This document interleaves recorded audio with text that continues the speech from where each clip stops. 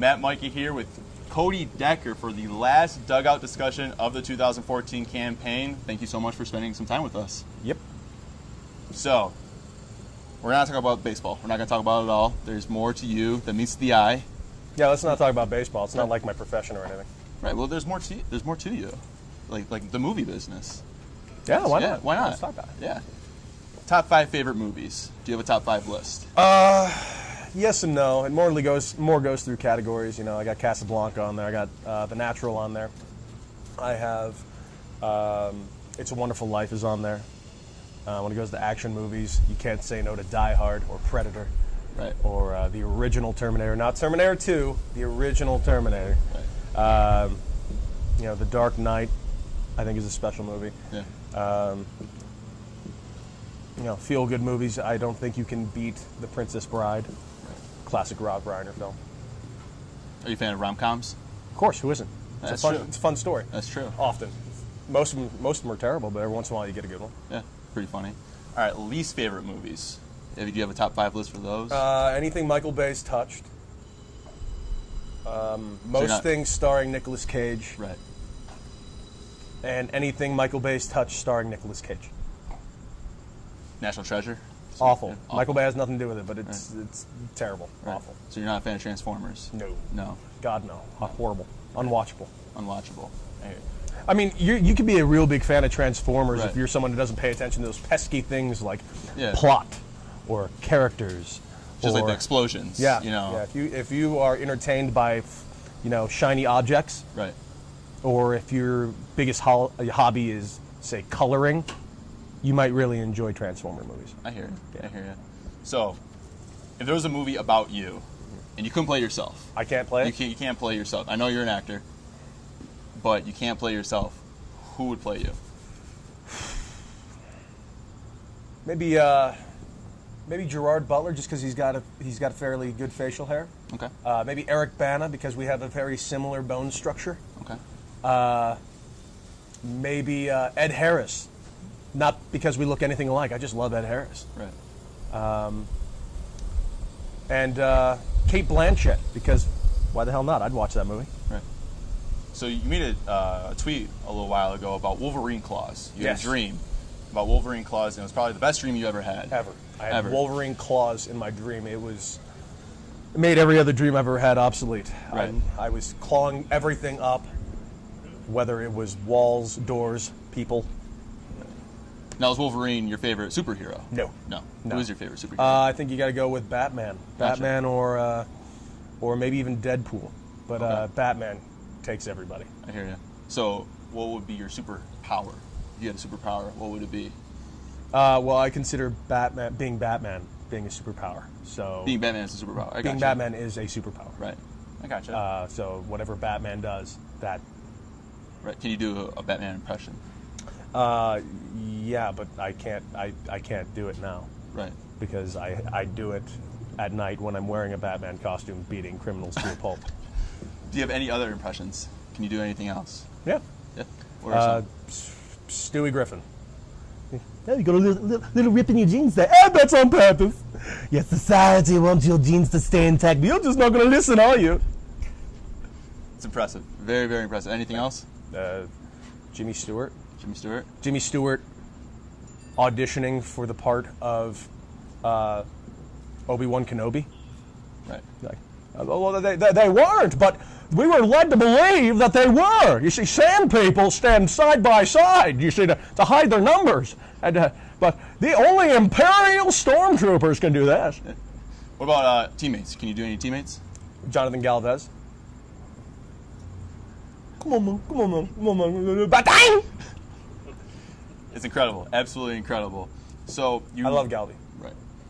You were on ESPN with Keith Olbermann, ESPN 2. I was. You had a fantastic wardrobe.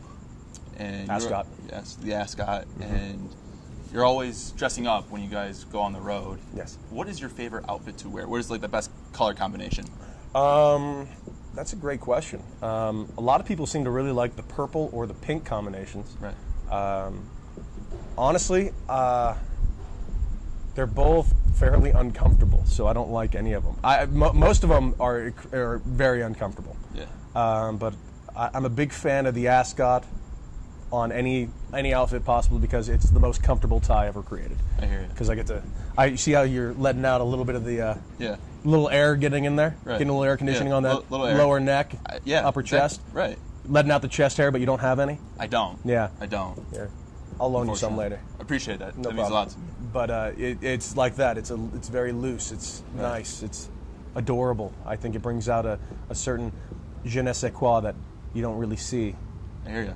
What about hats? Hats? Yeah. I don't really like hats. You don't like hats? I wear a hat every once in a while, but one time I wore a hat, it made me look like Macho Man Randy Savage. Yeah. Which arguably is the highest compliment I've ever given myself. Right. Music. What about music? Do you have any music that you listen to before a game? No, I don't listen to any specific songs or anything like that. I don't have like a pre-game playlist. No. I usually listen to whatever I feel like listening. I listen to anything from 80s hair metal to classical. You know, I switch it up. Yeah. I change it up quite a bit. Right now I've been on a massive David Bowie kick, and I moved into a Foster the People kick in the last couple of days, and the Head and the Heart last week. So I'm moving it around quite a bit. Now, on Twitter, you interact with the fans quite a bit, and you asked the fans what walk-up song to use. Mm-hmm. Was the walk-up song... You walk-up songs this year, have you used the fans' input? No, they were all terrible suggestions. Where were some of the suggestions? I think actually one that was a clever suggestion was Sharp Dressed Man by ZZ Top. I just hate that song, and I hate ZZ Top. Right. So I didn't want to walk to the plate listening to a song I despised. And then I was walking out to Jukebox Hero, which was suggested on Twitter. Right now I'm walking out to TNT by AC/DC just because I couldn't think of anything else at that time. Last year I walked out to the Doctor Who theme song, which might be my best walk I've ever had.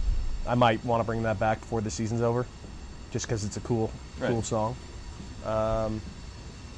So no, I had a lot of suggestions. A lot of people wanted me to walk out to the A-Team theme, which I'm still really considering highly. Right. Because I think it could suit you. I'm actually thinking about doing something different with the A-Team thing. Okay. To appease those people, right. to make them a little extra happy. Now, on this topic of music, I heard that you can sing a little bit.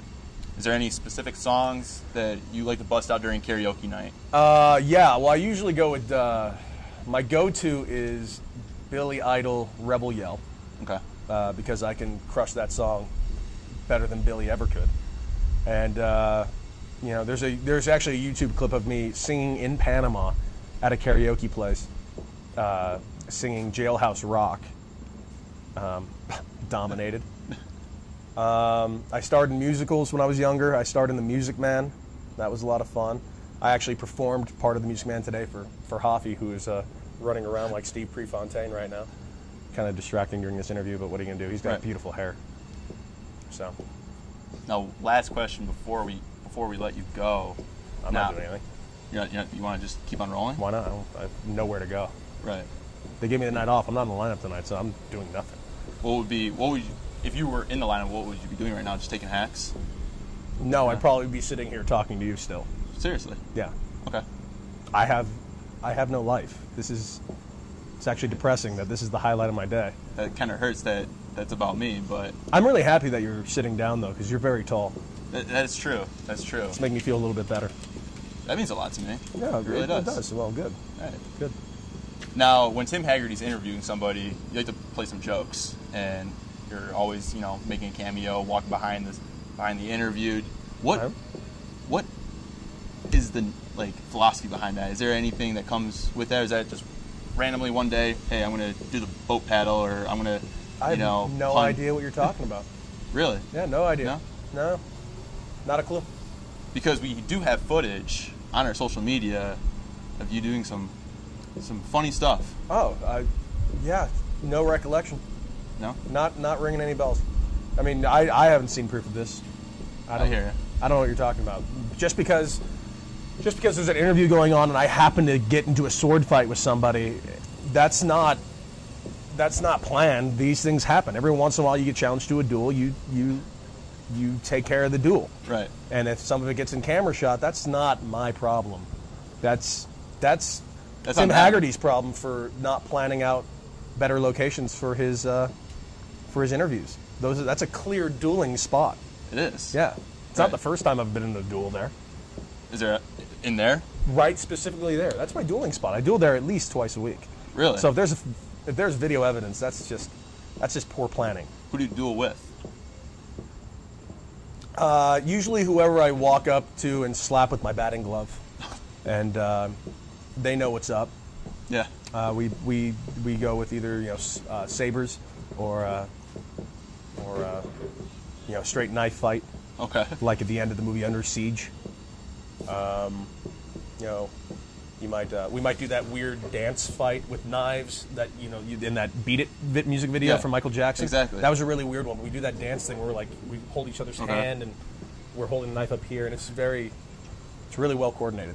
I hear you. What about like Star Wars fighting? Can you do like lightsaber every once in a while? If you get your hands on a lightsaber, it's a little tricky these days, considering it's a fictional object. But can you pull anything that Yoda can pull in that movie? Yeah, I don't know. What did he pull? And which movie? Backflip. Are you talking about like the prequels? Yeah. Oh, those didn't happen. So I don't know what you're actually talking about. I thought you meant like a puppet running around on Mark Hamill's back. That's true. I'm assuming I can stand on Mark Hamill's back and. Can you do a Yoda impression? Yeah, but I'm not going to because it's horrible. No. Yeah, I'm not going to do that. That sounds terrible. I don't want to ruin this interview, soil it with such a terrible thing, because it's that bad. It's that bad. It's that bad. It's that bad. Is there any cartoon characters that you can do an impersonation of? I just did one. I just did Stewie Griffin. Well, Stewie, yeah. Any others? Can you do like Scooby? Mickey? No. I just stick with. I not that I know of. I could probably learn one or two, but I've never. I stick to what I know, and what I know is Stewie. I know Stewie Griffin very well. Very well. Yeah. I hear you. Yeah. I hear you. That's Cody Decker, and this is the last edition of Dugout Discussions. Thank you for tuning in every single week with us. Product placement. Tune in next time.